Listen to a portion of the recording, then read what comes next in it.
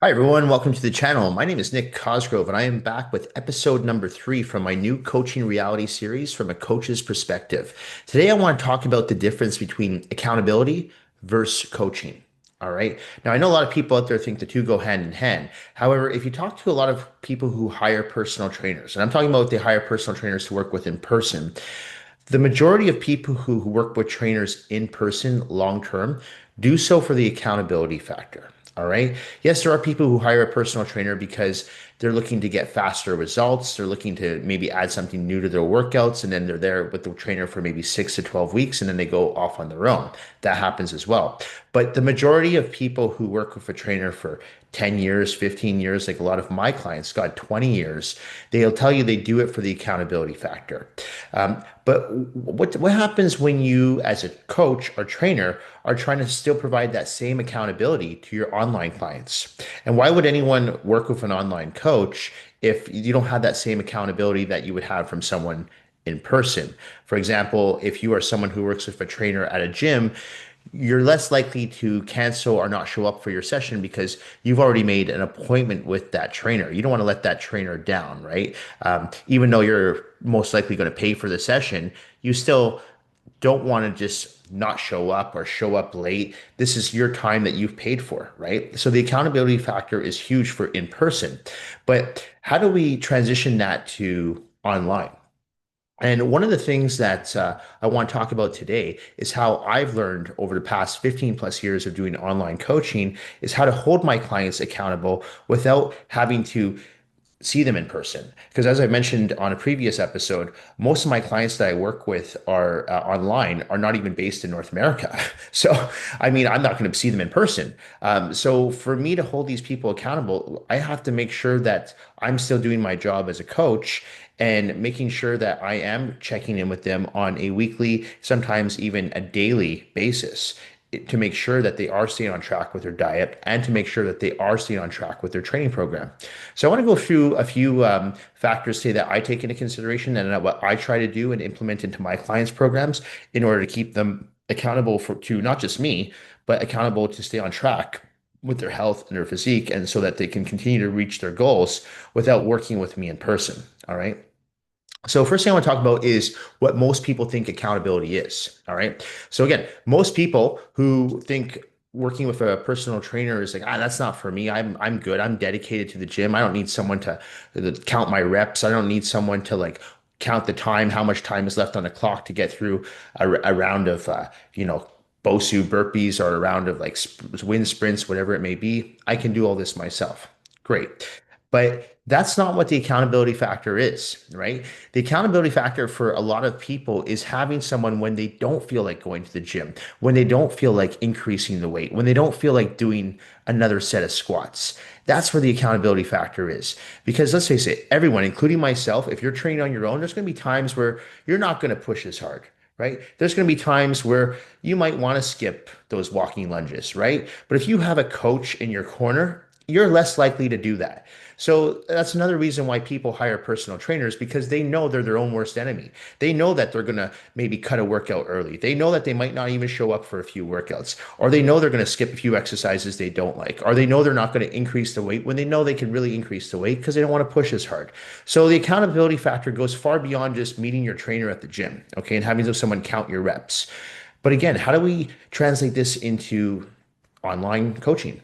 All right. So one thing I do are weekly check-ins. Now, if you look at episode 1 of the coaching reality series, I talked about my weekly check-ins. I talk about what I look for in my weekly check-ins, and I talk about why these factors that I take into consideration and these metrics that I use help me gauge my clients' progress, whether or not they are progressing, and where I should make changes. But check-ins also hold people accountable. Now, there are people I work with online that require more than just one check-in a week, and that's okay.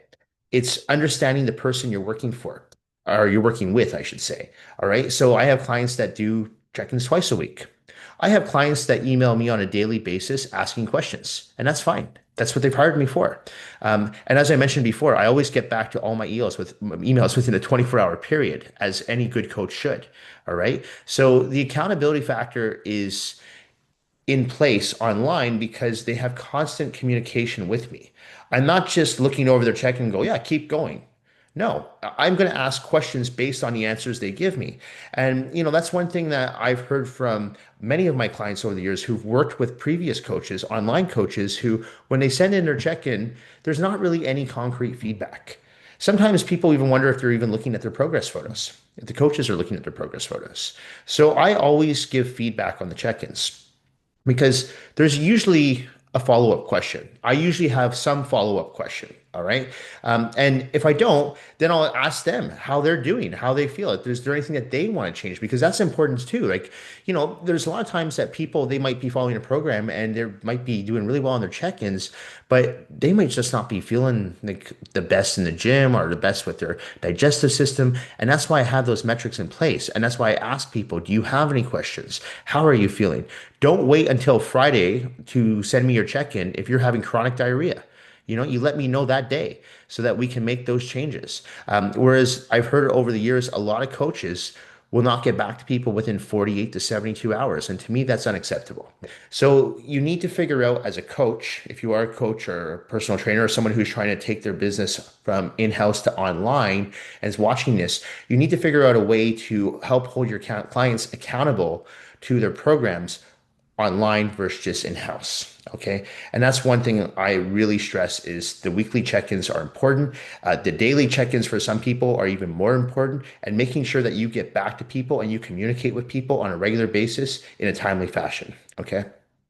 Um, I want to also talk about why check-ins alone don't ensure progress.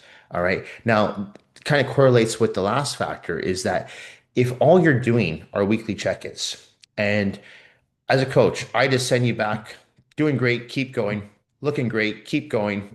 Oh, you know what? You probably need to do a little bit more cardio, add another 20 minutes. That's it. Keep the diet the same. I'm not really doing my job because I'm not doing my due diligence. And so what I do is when I look at someone's check-in, I go, okay, if this were me right now, what would I do? And I always put myself in that position. So if I'm someone who's trying to lose weight and I'm not losing weight, would I just say, well, I'm just going to add on another 10, 15 minutes of cardio a day and boom? Not necessarily. All right. I'd have to look at what the person is doing. Is the person already doing 45 minutes of cardio a day and they're still not losing weight? Okay. So let's troubleshoot here. Maybe we can decrease their carbohydrates. Okay. But what if their carbs are already too low? Well, maybe we can increase their carbohydrates, but decrease their fats, rotate their proteins. So as a coach, it's your job to be able to troubleshoot. All right. So that's what I've taken into consideration when I'm looking at check-ins. And that's why I say check-ins alone don't guarantee progress.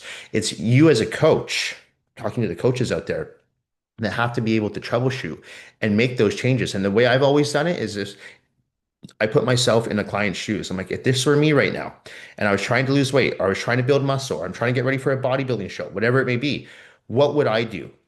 And then when I start thinking, what would I do for me? That's what I'll usually do for my client. All right. Because I take my client's goals just as seriously as I would take my own goals. All right. Another thing I want to talk about are the real decisions that a coach has to make on a daily basis. All right. Now, again, so sometimes when I'm working with someone, there's going to be some decisions that are not going to be too popular.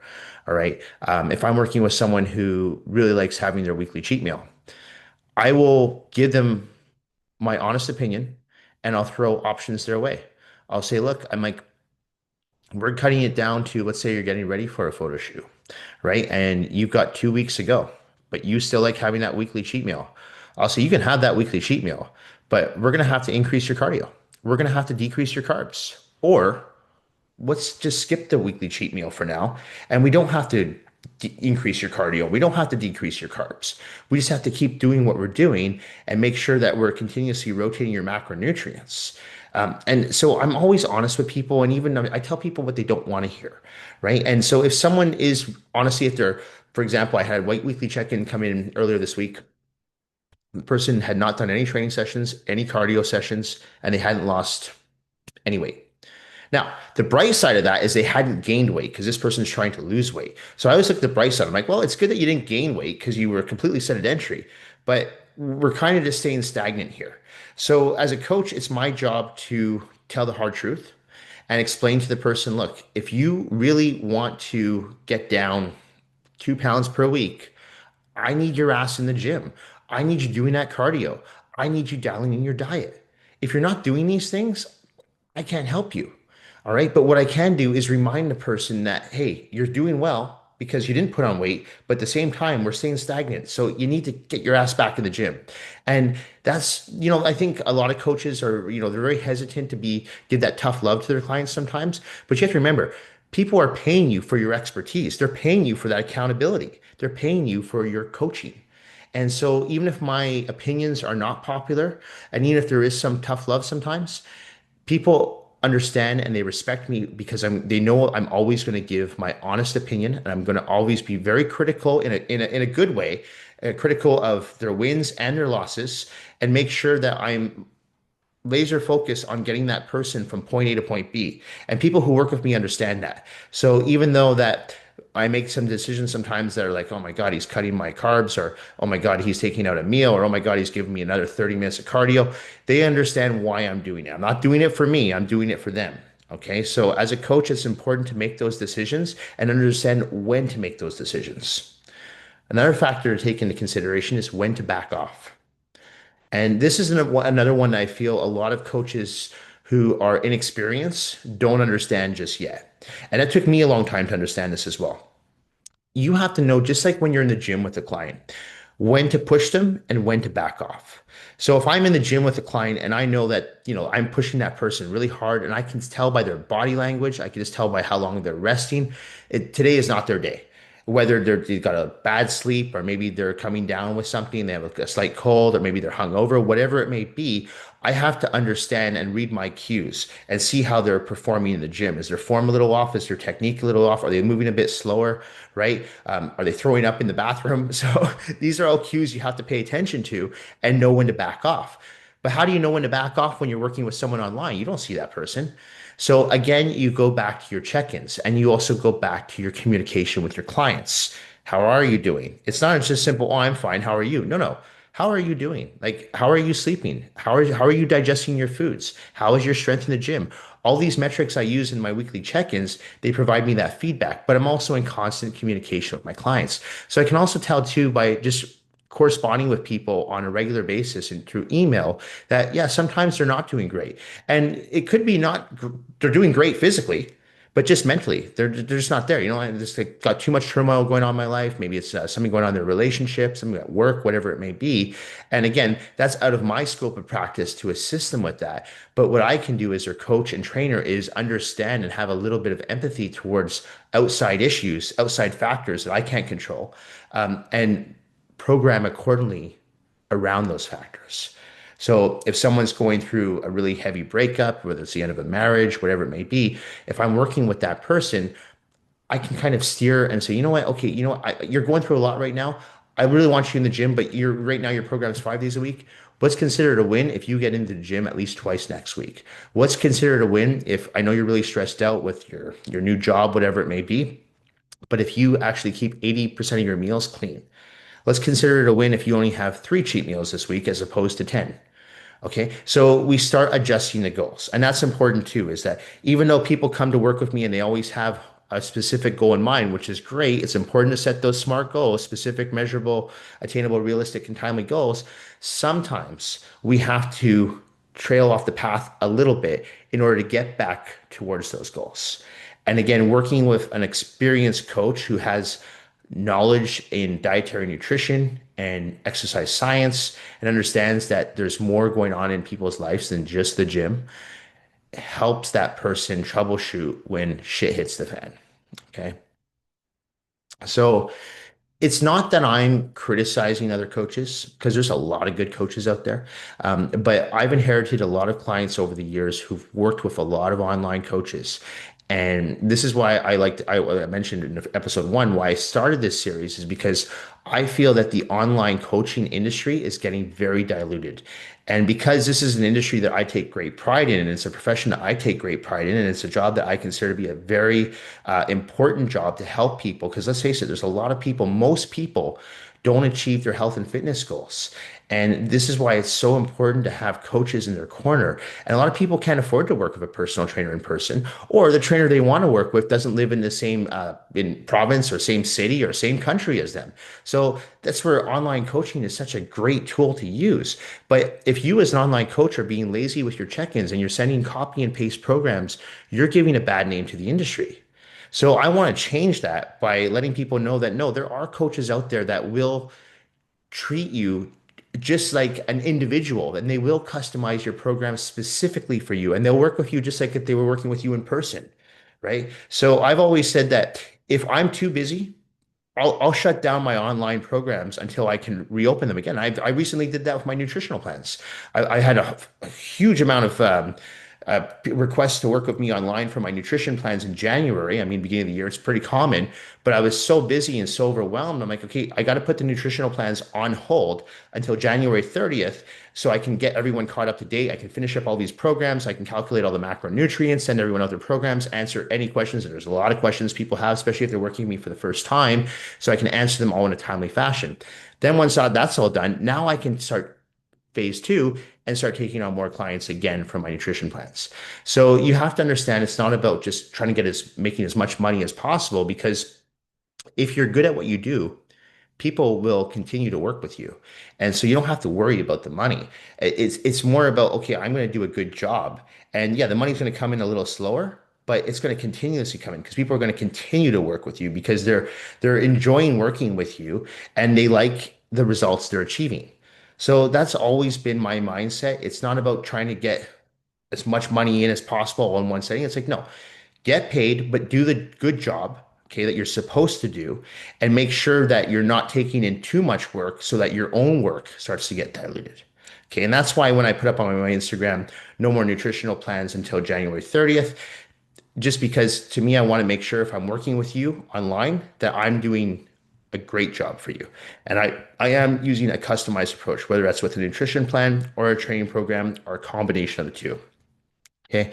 So that's what this episode is really about, is just explaining the difference between just being accountable versus being a good coach who's also holding their clients accountable. Okay. Because again, I feel like a lot of people out there who've never worked with a trainer really just think the accountability factor is counting reps and making sure you show up for your meeting and your appointment and your training session. But no, it goes far beyond that. Okay. And so again, I want to transition that mindset of, as a coach, how you hold your clients accountable onto online. Because when you work with people online, you can work with so many more people and you can help so many more people achieve their health and fitness goals. And that's why for me, I want to transition more to working online now, because there's only so many people I can work with in a day in the gym, but online I can work with a lot more people. But at the same time, I don't want my service to become diluted, which is why I put a cap on how many people I'm going to work with at any given time, which I feel any good coach should do. Anyway, that's it for this week's episode. As a reminder, if you have any questions related to your nutrition plan, training program, supplements you're currently taking, not taking, or considering taking, please feel free to email me those questions at nick@foreverfitperformance.com, or you can DM me your questions on my Instagram at fitcosgrove_. Thank you all for watching. Thank you for supporting my YouTube channel, my no filter Q&A, which comes out every Monday, as well as my coaching reality series from a coach's perspective, which comes out every Wednesday. I truly do appreciate all the support and feedback I receive from each and every single one of you. Thank you all again, and I will see you all next week. Bye for now.